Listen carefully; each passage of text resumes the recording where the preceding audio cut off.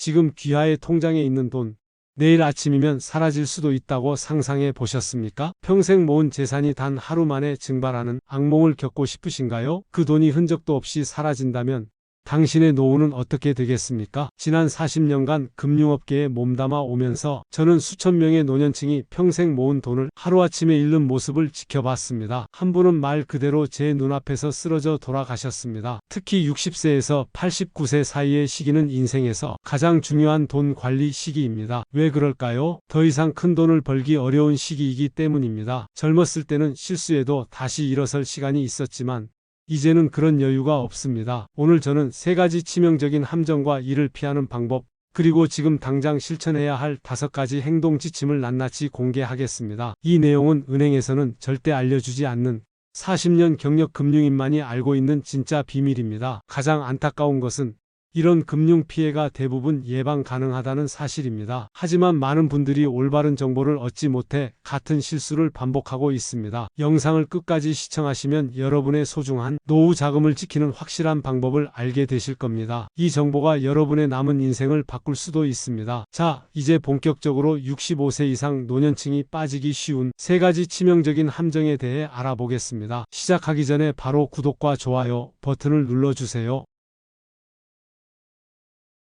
안녕하세요. 40년간 금융업계에 몸담아온 은행 지점장 김준호입니다. 제가 오늘 이 이야기를 드리는 이유는 단 하나입니다. 더 이상 비극을 목격하고 싶지 않기 때문입니다. 지난 40년간 저는 수천 명의 노년층이 평생 모은 돈을 하루아침에 잃는 모습을 지켜봤습니다. 한 분은 말 그대로 제 눈앞에서 쓰러져 돌아가셨습니다. 아직도 그날이 생생합니다. 30년간 지역 슈퍼마켓에서 성실하게 일하다 퇴직한 박태현 님이 제 사무실을 찾아왔습니다. 75세 그는 평소 밝은 표정으로 인사하던 분이었는데 그날은 얼굴이 하얗게 질려 있었습니다. 지점장님, 제 3억이 사라졌어요. 은행을 믿었는데 평생 모아온 적금과 퇴직금 전액을 투자했던 금융상품에서 원금의 70%가 날아간 겁니다. 이제 그분은 매달 생활비조차 빠듯해졌고 계획했던 노후 생활은 물거품이 되었습니다. 가장 가슴 아픈 것은 그분의 마지막 말이었습니다. 아내에게 어떻게 말해야 할지 모르겠습니다. 우리가 함께 모은 돈인데. 박태현님은 3개월 후 심장마비로 갑자기 돌아가셨습니다. 의사는 극심한 스트레스가 원인이었을 거라고 했습니다. 돈의 문제가 건강 그리고 생명까지 앗아간 것입니다. 이런 일이 여러분에게는 절대 일어나지 않기를 바랍니다. 오늘은 40년 금융 경력 동안 제가 직접 목격한 사례들을 통해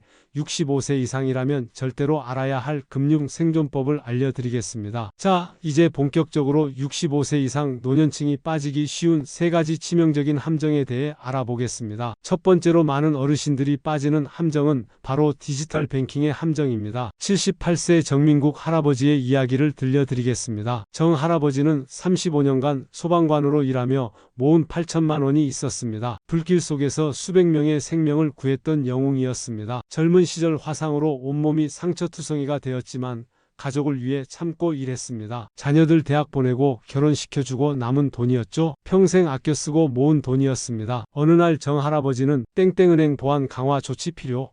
아래 링크를 클릭하세요 라는 문자를 받았습니다. 요즘 금융 사기가 많다는 뉴스를 본 터라 의심이 들었지만 평소 거래하는 은행 이름이 정확히 적혀 있어 링크를 클릭했습니다. 그리고 곧바로 전화가 왔습니다. 땡땡은행 보안팀입니다.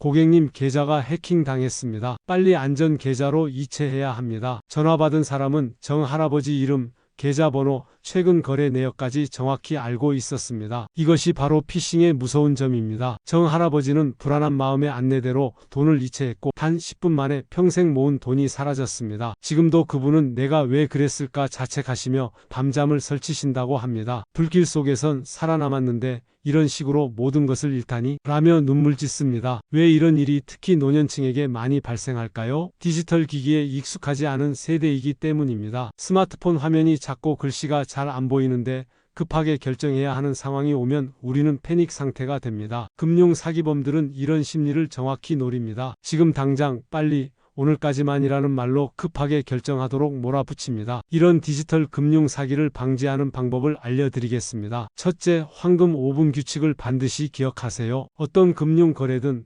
특히 돈을 이체하라는 지시를 받았을 때는 5분간 멈추고 가족이나 지인에게 확인 전화 한 통화를 하세요. 그 5분의 여유가 여러분의 평생 자산을 지킬 수 있습니다. 둘째, 일일 이체 한도를 50만 원 정도로 낮게 설정하세요. 긴급하게 큰 금액을 이체해야 할 일이 생기면 직접 은행에 방문하면 됩니다. 셋째, 이중 인증을 설정하세요. 모든 금융 계좌에 이중 인증을 설정하여 본인 외에는 접근할 수 없도록 하세요. 넷째, 디지털 금융 교육을 받으세요. 지역 노인복지관이나 은행에서 제공하는 교육에 참여하시면 큰 도움이 됩니다. 마지막으로 은행이나 금융기관에서는 절대로 전화나 문자로 인증번호나 계좌 비밀번호를 요구하지 않습니다. 이런 요청이 있다면 100% 사기입니다. 즉시 전화를 끊으세요. 두 번째로 많은 어르신들이 빠지는 함정은 노년층 맞춤형 금융상품의 거짓말입니다. 이 부분은 제가 현직 은행원으로서 고백하기 부끄러운 내용이지만 여러분의 소중한 자산을 지키기 위해 꼭 말씀드려야겠습니다. 금융기관들은 시니어 특화, 어르신 맞춤,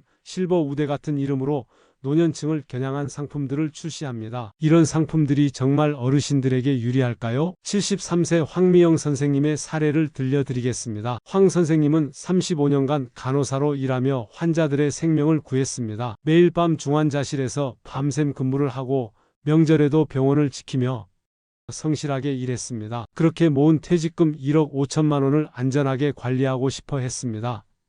그러던 중 시니어 전용 연금 보험을 추천받았습니다. 담당 직원은 원금은 거의 보장되고 매달 안정적인 수입이 생기는 최고의 상품이라고 설명했습니다. 이 말을 믿고 퇴직금 전액을 넣었죠. 그런데 실제로 받아보니 수수료와 각종 비용을 제외하면 예상보다 훨씬 적은 금액이었습니다. 계약 해지를 문의했더니 위약금이 무려 3천만 원이라고 하더군요. 황 선생님은 내가 계약서를 꼼꼼히 읽지 않은 실수를 했다며 눈물을 흘리셨습니다. 지금 황 선생님은 생활비를 벌기 위해 73세의 나이에 편의점 야간 아르바이트를 하고 계십니다. 내가 사람 살리는 건 잘했는데 내 돈 지키는 건 왜 이렇게 못했을까? 라는 그녀의 한탄이 가슴을 찢습니다. 금융상품 설명서는 마치 벽돌책 같습니다. 글씨도 작고 용어도 어렵죠? 그런데 우리 어르신들에게 가장 위험한 것은 무엇일까요? 바로 거의라는 말입니다. 원금이 거의 보장됩니다. 거의 손실 없습니다. 거의 안전합니다. 이런 말들을 들으신 적 있으신가요? 거의라는 말은 보장되지 않는다는 의미와 같습니다. 마치 거의 임신하지 않았어요 라는 말과 임신했어요 라는 말 사이에 실질적인 차이가 없는 것과 같습니다. 이런 노년층 금융상품의 함정에서 벗어나려면 어떻게 해야 할까요? 여기 5가지 해결책이 있습니다. 첫째, 3가지 핵심 질문을 꼭 물어보세요. 원금은 100% 보장되나요? 중도 해지 시 손실은 얼마인가요? 총 수수료는 얼마인가요? 이 3질문의 답을 반드시 종이에 적어달라고 하세요. 그리고 집에 가서 가족과 함께 다시 검토하세요. 둘째, 냉각기간을 활용하세요. 금융상품 가입 후 30일 내에 철회할 수 있는 청약철회권이 있다는 것을 기억하세요. 셋째, 독립재무상담사를 이용하세요. 특정 금융기관에 소속되지 않은 독립재무상담사의 조언을 구하면 더 객관적인 정보를 얻을 수 있습니다. 넷째, 비교 쇼핑을 하세요. 최소 3개 이상의 금융기관에서 유사한 상품을 비교해 보세요. 다섯째, 금융감독원 자료를 확인하세요. 상품 가입 전 금융감독원에서 제공하는 금융소비자 정보를 꼭 확인하세요. 그리고 은행에 대해 잊지 말아야 할 중요한 사실이 있습니다. 은행은 자선단체가 아닌 영리기업입니다. 은행원들에게는 판매 목표와 실적 압박이 있습니다. 특히 월말, 분기말에 더 심해지죠. 이 시기에 갑자기 특별 혜택,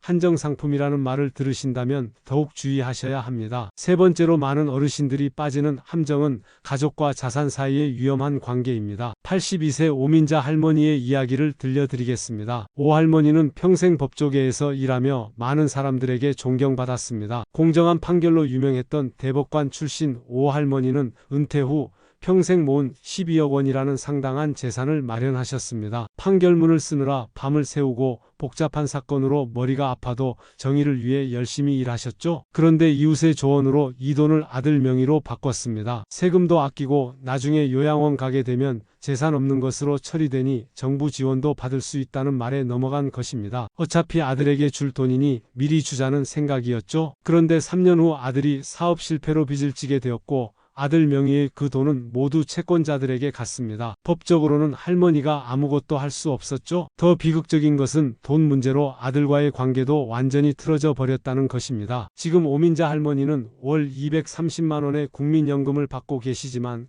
그동안의 생활 수준에 비하면 턱없이 부족합니다. 평생 누려온 품격 있는 생활은 더 이상 불가능해졌고 특별한 의료 케어도 받을 수 없게 되었습니다. 슬픈 것은 가끔 손주들이 보고 싶어도 아들과 관계가 틀어져 만나기 어렵다는 점입니다. 평생 모은 돈뿐만 아니라 가장 소중한 가족까지 잃은 것이죠. 내가 40년간 판결했던 수천 건의 사건 중 가장 어리석은 판결은 내 재산에 관한 것이었다라는 고백이 청중들의 눈물을 자아냅니다. 제가 40년간 금융업계에 있으면서 가장 많이 본 비극적 사례가 바로 이런 경우입니다. 자녀 명의로 재산을 옮기거나 증여하거나 공동 명의로 바꾸는 경우, 이런 결정은 절대 가볍게 해서는 안 됩니다. 가족이라도 돈 문제는 명확히 해야 합니다. 자녀 명의로 바꾸는 순간 그 돈은 법적으로 더 이상 여러분의 것이 아닙니다. 자녀의 이혼, 사업 실패, 빚이 생기면 여러분의 돈도 함께 위험해집니다. 그렇다면 어떻게 해야 할까요? 여기 5가지 해결책이 있습니다. 첫째, 신탁을 활용하세요. 신탁은 여러분의 돈을 계약한 용도로만 사용하도록 법적으로 보호해주는 제도입니다. 요양비용이나 의료비로만 사용하겠다고 지정할 수 있고 자녀에게 매달 일정 금액만 지급하도록 설정할 수도 있습니다. 둘째, 가족 대출 계약서를 작성하세요. 가족에게 돈을 빌려줄 때도 항상 계약서를 작성하세요. 우리가 가족인데 무슨 계약서냐라는 말에 마음이 약해질 수 있습니다. 하지만 계약서는 오히려 가족 관계를 지켜주는 안전장치입니다. 명확한 금액, 상환 기간, 용도를 적어두면 나중에 오해가 생길 여지가 없습니다. 셋째, 유언장을 작성하세요. 법적 효력이 있는 유언장을 작성해 재산 분배를 명확히 하면 자녀들 간의 분쟁을 예방할 수 있습니다. 넷째, 가족 금융 회의를 정례화하세요. 정기적으로 가족들과 금융 상황을 공유하고 의논하는 시간을 가지면 서로의 기대와 계획을 이해할 수 있습니다. 다섯째, 증여세 전략을 세우세요. 세금 전문가와 상담하여 합법적인 방법으로 증여세를 최소화할 수 있는 장기 계획을 세우세요. 이제 절대 믿으면 안 되는 은행 직원의 말 3가지를 알려드리겠습니다. 제가 현직 은행원 출신으로서 이런 이야기를 하는 이유는 오직 여러분의 소중한 노후 자금을 지키기 위함입니다. 은행원들이 모두 나쁜 의도를 가진 것은 아니지만 그들에게도 성과 압박과 판매 목표가 있다는 사실을 기억하셔야 합니다. 첫 번째로 절대 믿으면 안 되는 말은 이건 원금 보장되는 안전한 상품이에요 라는 말입니다. 특히 이 말 뒤에 거의 또는 대부분이라는 단어가 붙으면 더더욱 주의하셔야 합니다. 71세 서동훈 선생님의 사례입니다. 25년간 우주항공연구원으로 국가안보에 기여했던 서 선생님은 퇴직금 2억 원을 굴리고 싶어 하셨습니다. 요즘 예금 이자가 너무 낮으니 조금이라도 수익을 높이고 싶으셨죠? 그때 한 은행 직원이 접근했습니다. 이 펀드는 은행에서 직접 관리하는 원금 거의 보장되는 안전한 상품이에요. 요즘 예금 이자가 너무 낮잖아요. 라며 권유했죠. 하지만 알고 보니 그것은 원금 보장이 전혀 되지 않는 고위험 해외 펀드였습니다. 결국 서 선생님은 5천만 원 가까이 손해를 보셨습니다. 로켓 연료 공식은 완벽하게 계산했지만 금융 공식의 함정을 보지 못했다며 자책하시는 서 선생님의 모습이 아직도 눈에 선합니다. 이런 경우 어떻게 대응해야 할까요? 상품 설명서에서 원금 보장 문구를 직접 확인하고 예금자 보호법 적용 여부를 확인하세요. 거의라는 단어가 있다면 100% 보장이 아니라는 뜻입니다. 은행에서 판매하는 모든 상품이 원금 보장되는 것은 아닙니다. 법적으로 원금이 100% 보장되는 상품은 예금과 적금, 그리고 원금 보장형 ELS 정도밖에 없습니다. 두 번째로 절대 믿으면 안 되는 은행 직원의 말은 어르신은 그냥 맡기기만 하시면 돼요. 다 해드릴게요입니다. 이 말을 들으시면 정말 주의하셔야 합니다. 마치 천사같이 친절한 말처럼 들리지만 사실은 여러분의 책임을 회피하게 만드는 말입니다. 68세 임서연 어르신, 전 국가대표 체조 코치가 상품 내용을 제대로 이해하지 못한 채 서명의 원금의 30%를 잃은 사례를 설명해 드리겠습니다. 은행 직원은 어르신은 그냥 사인만 하시면 돼요. 번거로운 일은 제가 다 해드릴게요 라고 말했습니다. 너무나 친절하게 대해주는 직원이 고마워 임 어르신은 상품 내용을 제대로 듣지도 않고 서류에 사인했습니다. 그 직원의 말만 믿고 어차피 은행이니까 안전하겠지라고 생각하셨죠? 그러나 몇 달 뒤 통장을 확인해 보니 원금이 30% 가까이 손실된 것을 발견했습니다. 평생 선수들에게 세부 사항까지 완벽하게 확인하라고 가르쳤던 그녀가 정작 자신의 인생에서 가장 중요한 계약서는 꼼꼼히 읽지 않았던 받았다는 아이러니가 더욱 가슴 아픕니다. 이런 경우 어떻게 대응해야 할까요? 모든 서류는 집에 가져가 가족과 함께 검토하세요. 서명 전 최소 하루의 숙고 시간을 가지세요. 이해가 안 되는 부분은 녹음하거나 메모해 전문가에게 문의하세요. 서명은 계약이고 계약은 책임입니다. 쉽게 넘기지 마세요. 세 번째로 절대 믿으면 안 되는 은행 직원의 말은 이거 지금 가입 안 하면 손해예요. 곧 마감됩니다. 입니다. 이런 말로 조급한 마음이 들게 하는 판매 방식은 정말 위험합니다. 마치 지금 당장 결정하지 않으면 큰 기회를 놓치는 것처럼 느끼게 만드는 말이죠. 69세 강수진 어르신의 사례를 들려드리겠습니다. 강 어르신은 전직 응급구조사로 평생 위급한 상황에서 침착하게 대처해 왔습니다. 그러나 은행에서 지금 이 상품 가입하시면 특별 혜택을 드리는데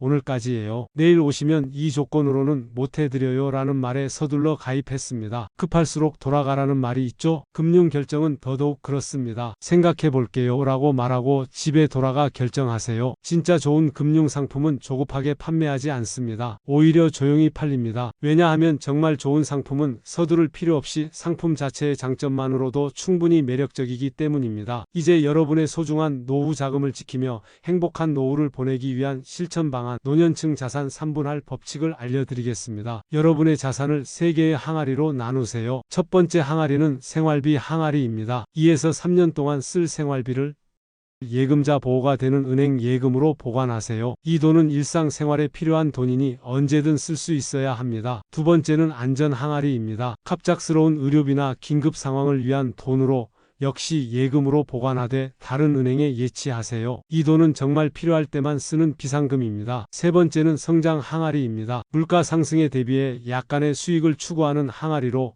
국채나 안전한 채권형 상품에 투자하세요. 이렇게 3개로 나누면 한 곳에서 문제가 생겨도 다른 항아리가 여러분을 지켜줍니다. 무엇보다 중요한 것은 각 항아리마다 다른 은행을 이용하는 것입니다. 예금자 보호는 한 은행당 5천만 원까지만 보장된다는 점을 잊지 마세요. 이제 내일 당장 실천할 수 있는 5가지 행동 지침을 드리겠습니다. 저는 이것을 노후 오중주라고 부릅니다. 이를 따르는 고객들의 자산은 마치 철벽 요새처럼 튼튼하게 보호받습니다. 첫째, 금융 비상 연락망을 만드세요. 신뢰할 수 있는 가족이나 전문가의 연락처를 항상 지갑에 넣어두세요. 금융 관련 의사결정이 필요할 때 바로 도움을 청할 수 있습니다. 둘째, 한 은행에 5천만 원 이상 예치하지 마세요. 예금자 보호는 한 은행당 5천만 원까지만 됩니다. 나머지는 다른 은행으로 분산하세요. 셋째, 자동 이체 안전장치를 설정하세요. 일정 금액 이상 출금 시 가족에게 알림이 가도록 해두면 사기를 예방할 수 있습니다. 요즘은 대부분의 은행이 이런 서비스를 제공합니다. 넷째,